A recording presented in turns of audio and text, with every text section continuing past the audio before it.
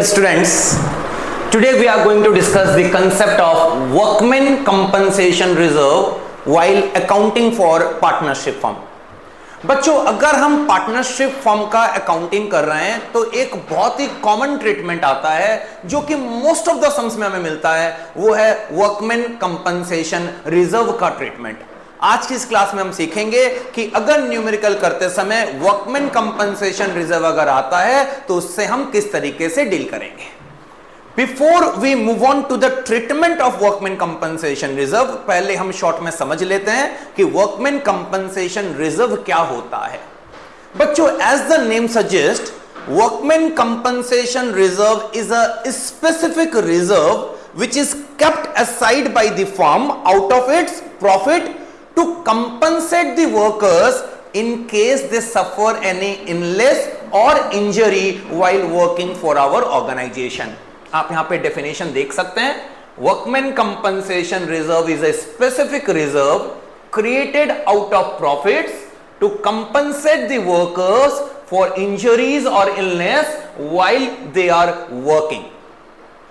बच्चों, हमने पार्टनरशिप में देखा है कि हमारा जो पार्टनरशिप का मेन टॉपिक है रिकंस्टिट्यूशन ऑफ पार्टनरशिप।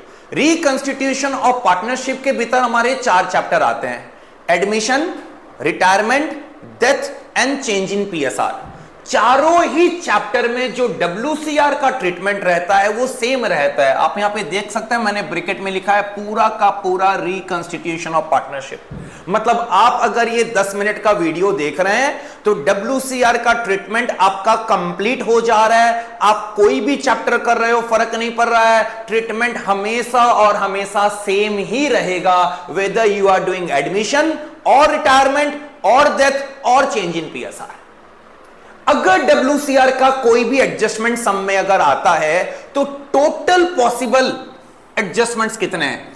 4 को छोड़ के कोई 5वां एडजस्टमेंट होता ही नहीं है। आइए समझते हैं वो 4 एडजस्टमेंट क्या है। पहला सिनेरियो, आपको बैलेंस शीट में WCR मिलेगा, लेकिन एडिशनल इंफॉर्मेशन में आपको बताया जाएगा कि हमारा actual liability towards the worker नहीं है। Our actual liability towards the worker is nil, या फिर अगर क्वेश्चन एडिशनल इंफॉर्मेशन में कुछ भी नहीं बोलता है तो हम मान लेंगे कि हमारा कोई लायबिलिटी नहीं है। तो केस 1 में 2 बातें कवर हो जाती है, या तो क्वेश्चन खुद बोल दे कोई लायबिलिटी नहीं है, या फिर क्वेश्चन साइलेंट रहता है in relation to liability. Case 2, हमारा जितना रिजर्व है हमारी लायबिलिटी भी उतनी ही है। हमारा liability towards the worker is equal to the amount of reserve that we have created. Case 3, हमारा जो लायबिलिटी है टुवर्ड्स द वर्कर वो लायबिलिटी रिजर्व के अमाउंट से कम है। आई रिपीट, हमारा रिजर्व ज्यादा है और हमारी लायबिलिटी कम है।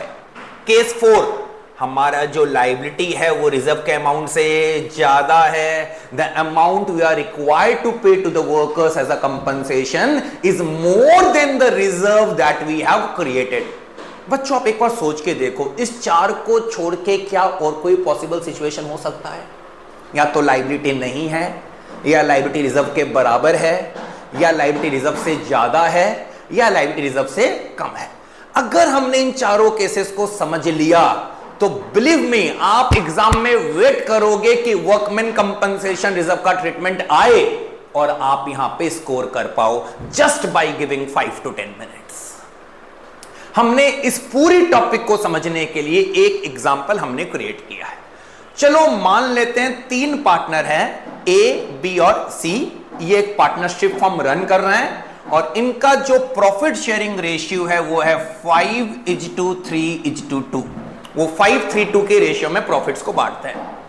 अभी उन्होंने डिसाइड किया है कि वो डी को एडमिट करेंगे as a new partner for 1/4 share in the firm, और जिस दिन डी का एडमिशन हो रहा है हमारे वर्कमैन कंपनसेशन रिजर्व में 2 लाख रुपया का बैलेंस है। अब हमें यह बताना है कि इस 2 लाख रुपए का अकाउंटिंग ट्रीटमेंट क्या होगा at the time of admission of D, और हम 4 डिफरेंट केसेस में इसकी बात करेंगे। केस 1 क्या था? No liability. हमने केस 1 में ले लिया लायबिलिटी इज नील। केस 2 क्या था, liability is equals to reserve. हमने केस 2 में ले लिया कि हमारा लायबिलिटी 2 लाख रुपए का है और रिजर्व भी 2 लाख रुपए का है। केस 3 क्या था, liability is less than WCR। हमने लायबिलिटी 1.5 लाख रुपए का ले लिया है, रिजर्व हमारे 2 लाख रुपए का है। केस 4 क्या था, liability is more then WCR। हमने लायबिलिटी 3 लाख रुपए का ले लिया है, जबकि हमारा रिजर्व कितने का है, 2 लाख रुपए का। आइए हम इन चारों सिचुएशन को सॉल्व करके समझते हैं कि हम किस तरीके से यहां पे सम को सॉल्व करेंगे। आइए पहले केस 1 लेते हैं। बच्चों अगर लायबिलिटी है ही नहीं तो रिजर्व क्या हो गया, that reserve is not required, that WCR is to be treated similarly to the free reserves, any other free reserves। बच्चों अगर हमें GR रहता था तो हम क्या करते थे, सर हम जनरल रिजर्व को फ्री मान लेते थे, ओल्ड पार्टनर में ओल्ड रेशियो में बांट देते थे। अगर आपका PL अकाउंट में क्रेडिट बैलेंस होता तो क्या करते थे, सर एडमिशन के समय ओल्ड पार्टनर ओल्ड रेशियो में बांट देते थे।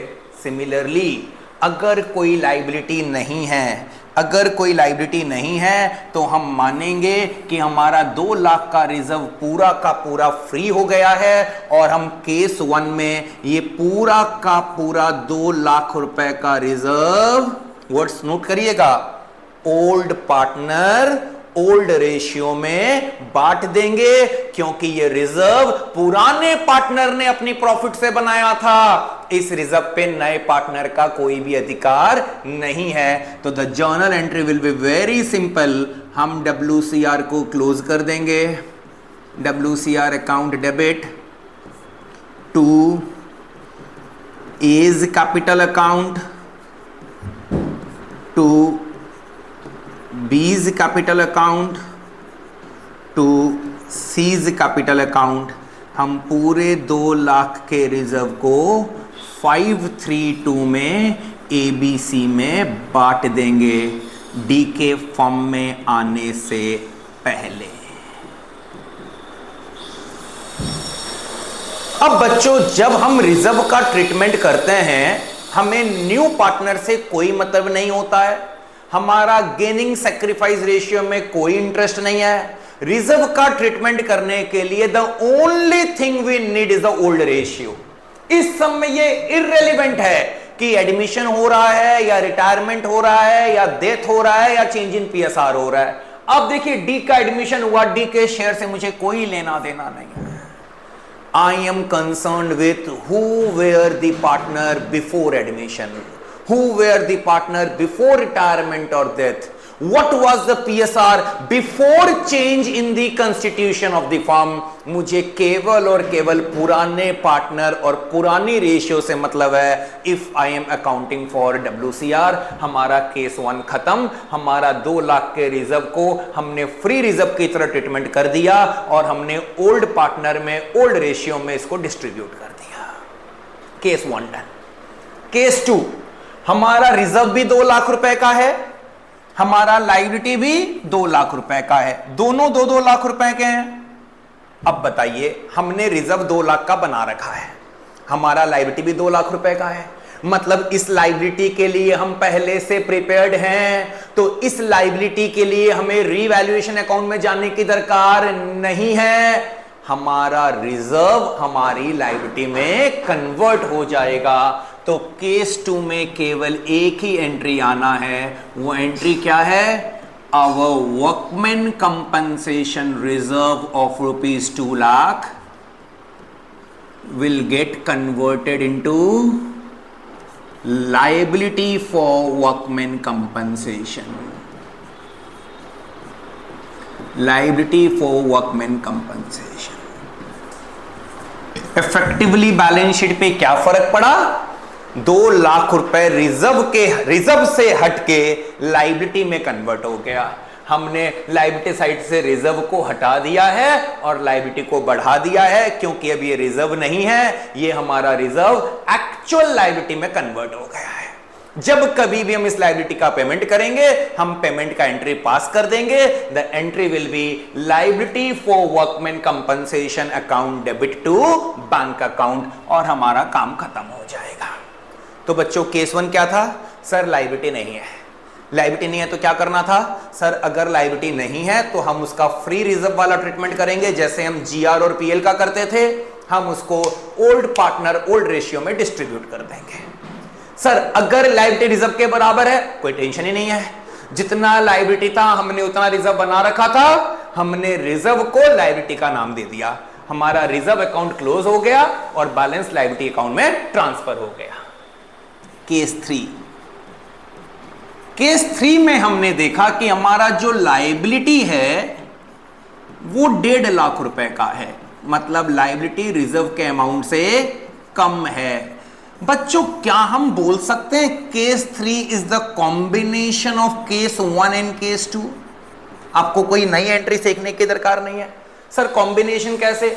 हमारा जो 2 लाख रुपए का रिजर्व है, 2 लाख के रिजर्व में 50,000 के लिए कोई लायबिलिटी नहीं है, दिस इज केस 1, और 1.5 लाख के बदले 1.5 लाख का लायबिलिटी है, 1.5 लाख के बदले 1.5 लाख का लायबिलिटी है, this is similar to case 2। मतलब यहां पे 1.5 लाख का रिजर्व तो हमारा लायबिलिटी बन जाएगा और 50,000 का reserve will be treated just like any other free reserve, और 50,000 के रिजर्व को हम ओल्ड पार्टनर ओल्ड रेशियो में बांट देंगे। आइए देखते हैं जर्नल एंट्री क्या होगा अगर हम केस 3 में हैं तो।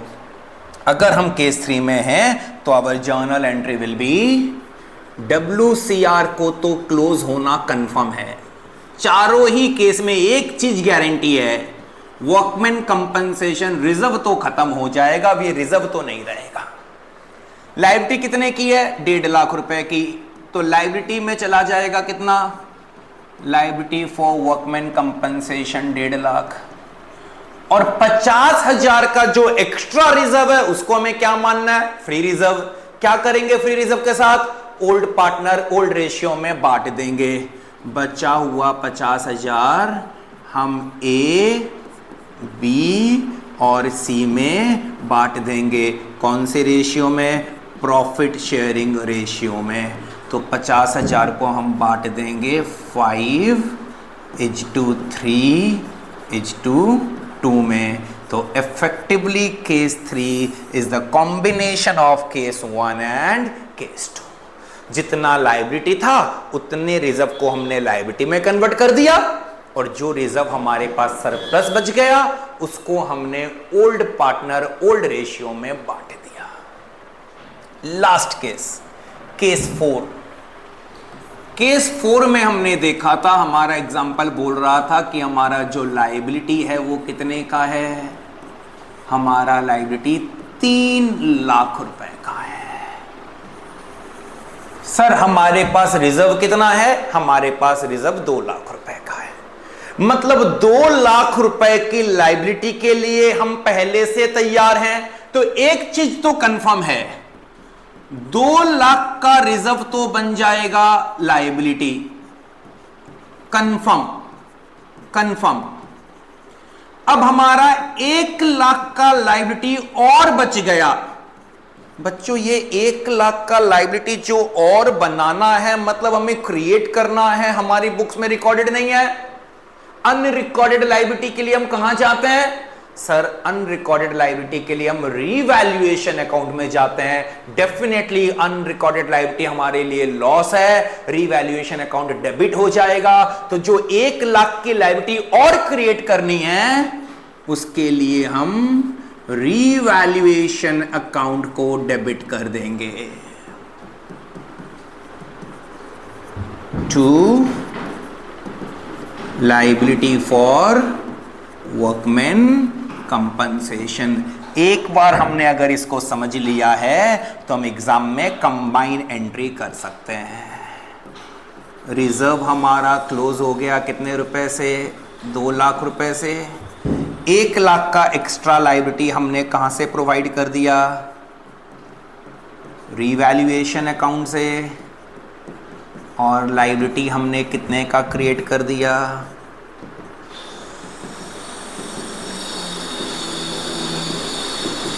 लायबिलिटी हमने क्रिएट कर दिया 3 लाख रुपए का।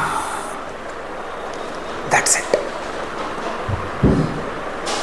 एज यूजुअल ये जो रिवैल्यूएशन का लॉस है ये हम जानते हैं, रिवैल्यूएशन का लॉस हमें ओल्ड पार्टनर ओल्ड रेशियो में बांटना होता है। आप चाहो तो मैं इसकी भी एंट्री करके दिखा देता हूं। एंट्री होगा A is capital debit, B is capital debit, C is capital debit to revaluation account. ये 1 लाख रुपए का जो लॉस है ये ए बी सी में 532 में डिस्ट्रीब्यूट हो जाएगा। ये तो हम रिवैल्यूएशन अकाउंट के कंसेप्ट में हमने सीख लिया था। तो how can we sum up the entire topic?